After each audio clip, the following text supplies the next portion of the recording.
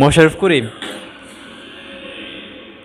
আচ্ছা, এটা মূলত হলো ইনসাফ অফিসিয়াল ওয়ার্নিং, মানে এটা আসলে যদিও ট্রেজার, কিন্তু এটার নাম দেওয়া হয়েছে যে অফিসিয়াল ওয়ার্নিং। শরীফুল রাজের ইনসাফ, যেটা ঈদে আসবে। আমি যদিও সাকিব ভাইয়ের মুভি ছাড়া কোনো রিভিউ করি না, কিন্তু এই টিজারটা ভালো লাগছে, তাই একটু মানে আপনাদেরকে নিয়ে একটু দেখি টিজারটা। তো আর কি, তো প্রথম থেকে দিই ভিডিওটা। Use headphone. এই যে ঢাকা শহরে হঠাৎ করে এত অপরাধ বেড়ে গেছে, সবাই ভাবছে এক সময়ের ত্রাস। ডন ইউসুফ হয়তো আবার ফিরে এসেছে। আজব ক্যারেক্টার। ও বাবা, এটা কি শরীফুল রাজ নাকি? শরীফুল রাজের তো পার্টটা ভালো লাগছে, এই যে দেখেন শরীফুল রাজ। ভাবটা কিন্তু ভালো লাগছে না, শরীফুল রাজের এটা কিন্তু ভালো লাগছে। তো সামনে দেখি। খুন করার পরে সে নাকি দুধ দিয়ে গোসল করে। ইউসুফ কিন্তু কোনো সাধারণ মাস্তান না। এটা কি আর মানে ইউসুফ, শরীফুল রাজের নাম হয়তো বা ইউসুফ, এবং উনি খুব ডেঞ্জারাস একজন হিরো এখানে আর কি, বা ভিলেন যেটাই। তো দেখা যাক। সিরিজ যে build up build up build up,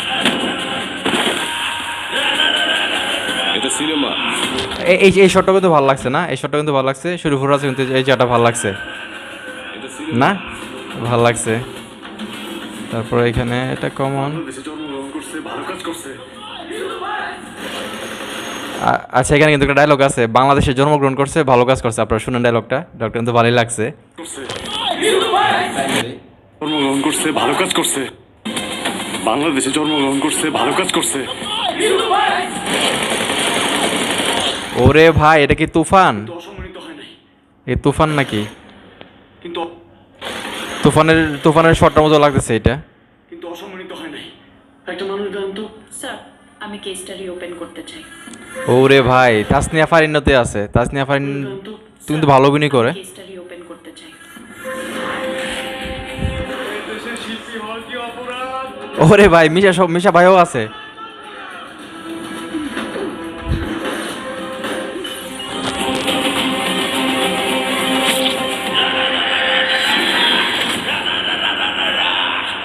আমি অমানুষ মারি,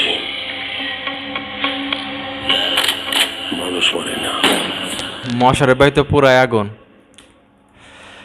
আচ্ছা, যাই হোক, ইনসাফের ট্রেজার বা যাই হোক যেটা লেখছে অফিসিয়াল ওয়ার্নিং, যেটা নাম দিয়েছে আর কি শরীফুল রাজ, তারপরে তাসনিয়া ফারিন, মোশাররফ করিম ভাই এবং মিয়া সদর ভাইও আছে এটাতে।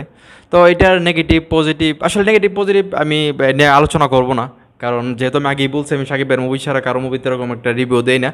তো ট্রেজারটা আমার কাছে ভালো লাগছে, এই জন্য রিভিউ দিলাম। তাই নেগেটিভ বলতে অনেকেই কমেন্ট করতেছে যে এটা কেজিএফের ভাইব পাওয়া যেতেছে, অ্যানিমেলের ভাইব পাওয়া যেতেছে, বা আমি যেমন বললাম যে তুফানের যে একটা শর্ট ছিল সাকিব ভাই যে একটা মেশিন গান যে চালাই, সেই শটটার মতো।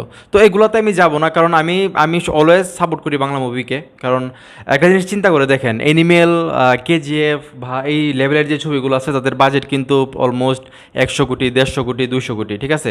তো সেই জায়গার মধ্যে আমাদের যে মুভিগুলো হচ্ছে বর্তমানে, শরীফুল রাজের যে ইনসাফ মুভিটা, এটার বাজেট হয়তো বা সর্বোচ্চ 2 কোটি, 3 কোটি এরকম হইতে পারে, ঠিক না? তো একটা 2 কোটি, 3 কোটি টাকার মুভি দেখার পর যদি আমাদের মনে হয় যে এটা 150 কোটি টাকার কেজিএফের সঙ্গে মিল পাচ্ছি, বা 200 কোটি টাকার এনিমেলের সঙ্গে মিল পাচ্ছি, এটা কিন্তু আমাদের বাংলা ইন্ডাস্ট্রির জন্য খুব ভালো একটা দিক, আমি যেটা মনে করি আর কি।